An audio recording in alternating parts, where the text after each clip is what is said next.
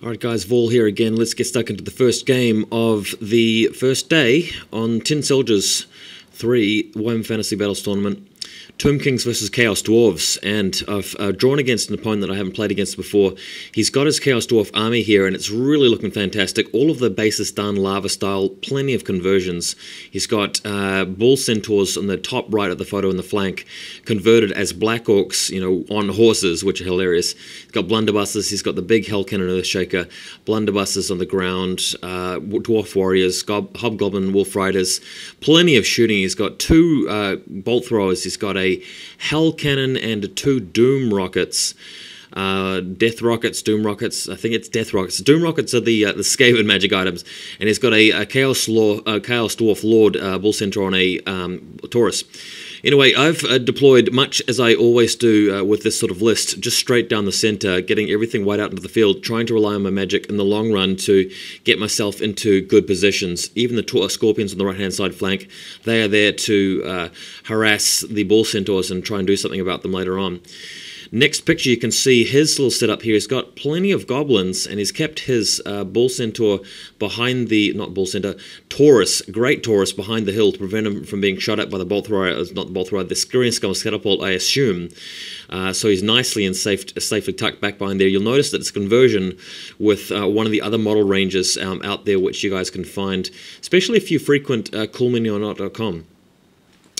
Next pick, he's got a really cool looking cannon there, nicely painted. He's got all of his characters in these blocks of dwarves, all his infantry characters in these blocks of dwarves. There's a battle standard bearer on foot and two demon smiths at level 2. You guys who have read the Indie GT Chaos Dwarf lists will know about this. Now, this is not the Ravening Hordes Chaos Dwarf lists, which you guys might have been familiar with from Games Workshop, but the community-driven book, which I think is fantastic. The community has written its own book for Chaos Dwarves to allow the perpetuation of that sort of thing, which I think is fantastic. All the Chaos Dwarf armies in this tournament are using that same list, which you can actually find by just searching the internet. Have a look at it if you play Chaos Dwarves or are interested in starting. Next picture, you've got my army here. The Tomb King and his Tomb Guard are behind the unit here. This was just a thing with deployment. Wasn't sure where to put them. Originally, I was going to leave a gap for them between the chariots and the Screaming Skull catapult in the background, as you can see, in front of the carrion. But I changed my mind and deployed them further wide out here. And in order for me to get straight forward down the middle, I had just to put them behind the fast cav. Next picture, that is me, and sorry about the photos on the side. I got my opponent to take a picture of myself. I don't know why, but just sometimes it's more interesting to have people in photos rather than not. Anyway, looking chirpy and bright and happy for my first game here after an early start. Next picture, Tomb Kings go first, winning the roll for the first turn, moving the carrion out, ready to actually get a magic move off them to charge against the bolt thrower, and everybody else is moving full steam ahead. In the next picture, an overview photo shows the Tomb Scorpions advancing out to prevent the Bull Centaurs from coming too far forward around the flank without being charged. In the meantime, Tomb King just bringing it up slowly as possible, well, quickly as possible, I should say, but he's not a very fast mover without magic. Already to the next photo, it's my opponent's first turn, and he's moved his hobgoblins on wolf riders in front of the chariots to redirect them somewhat. I've got dice in the way to help them from falling off the hill, and you can see a bit of detail here. The paint job's nice, good choice of colours, and the basing is very well done. It's nice and interesting and pleasant to look at, but unfortunately those goblins are in a lot of trouble from these chariots about to ride them down. Next picture, you've got his Chaos Lord repositioning himself further towards his main group of infantry. His shooting going off, not doing too much damage actually. He had a misfire earlier and he had some misses, so nothing too particularly good. He's got his hobgoblins moving out to the center field as well.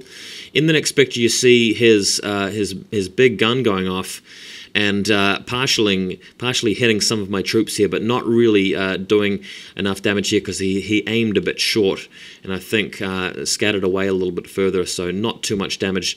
But that's what I was really worried about from his army. Wasn't worried about his Dwarf Lord so much, but more his shooting. His magic isn't too powerful, just a bound level from each caster. He's got a lot of magic defense, but nothing too much in the actual offensive magic phase, so avoiding his shooting was a real relief to me. Next, what happened here is his death rocket misfired and rolled a 2 or a 3 on the chart, I think it was, making him rampage off in a direction towards me. And this is actually taken from my opponent's side of the table, looking at my army line. And he's actually run all the way out here, so that'll actually make him vulnerable to a countercharge. A bit unfortunate that he's done that. In the next picture, you've got my next turn, where what I've done is I've charged the hobgoblins with the chariots. I've charged the carrion in the background there. That actually happened on my magic phase the previous turn. I've moved forward with the chariots in the center, chasing away that vagrant, that rampant death rocket who had moved close to my lines and got what was coming to him. So that's nicely done there.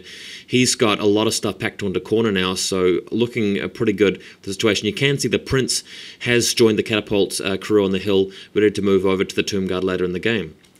In the next picture, the Scorpions are still waiting for the Bull Centaurs to move around, so I really feel like I've got this flank under control, and I've got the center looking pretty shapely as well. Once the Tomb King makes it over to his side of the board and starts smacking things up, that's where things are really going to go into my advantage. Only thing I'm worried about at the moment is being crushed by lots of shooting, but it doesn't seem to be happening at the moment.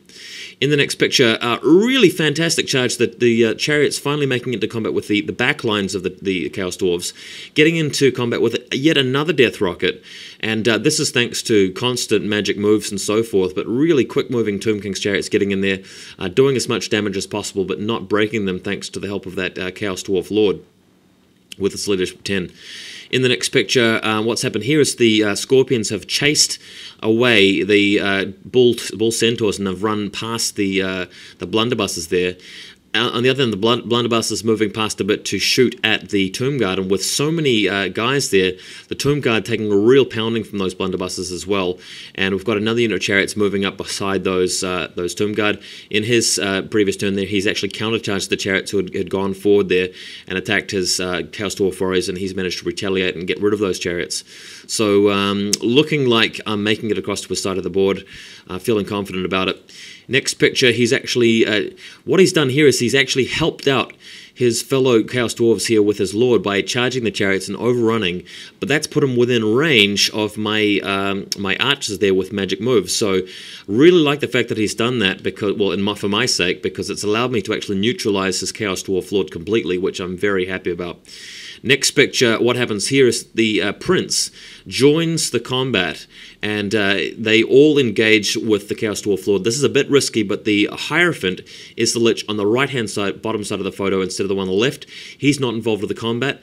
The Chaos Dwarf Lord's got a 50mm base, and I've managed to engage him with 4 models to the front, including the prince. What happened here is that I challenged with the prince, sorry, the champion. The champion died. The prince had to accept.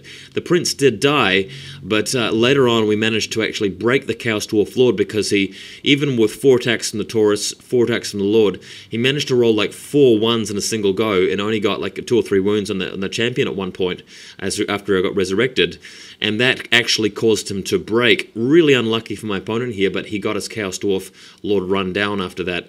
Next photo, the Scorpions charging against the Bull Centaurs who rallied previously but didn't manage to escape the grasp of the Scorpions. So the Scorpions really getting clippy and choppy now, stabbing a few guys through the face and really getting stuck in. Really brutal combat that.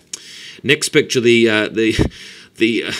what's left of the Tomb King's Tomb Guard retinue has charged the Chaos Dwarf warriors. Now, you might think that this is like a loss-loss situation for the Tomb Guard, but with the King there with the Destroyer of Eternities, he's able to instantly kill the BSB, dropping down some of the combat res and getting a lot of wounds here.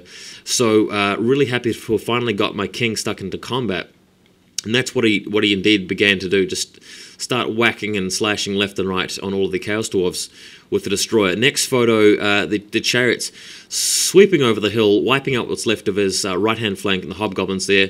The carrion have just run down yet another goblin, so things looking quite nice. I quite like the lighting of this photo.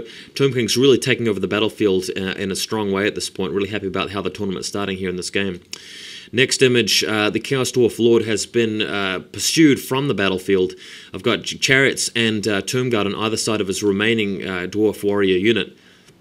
And the Hierophant and Associate Lich Priest are intact. And next image you can see what's happening here. Even the Death Rocket involved in the combat. King on either side, really getting stuck in to completely smash him. In the next photo, the Tomb Scorpions, having dealt with the Bull Centaurs, moving back around and cleaning up a Hobgoblin Bolt Thrower. So that's gone very well, neutralizing that threat and winning me the game by a significant margin.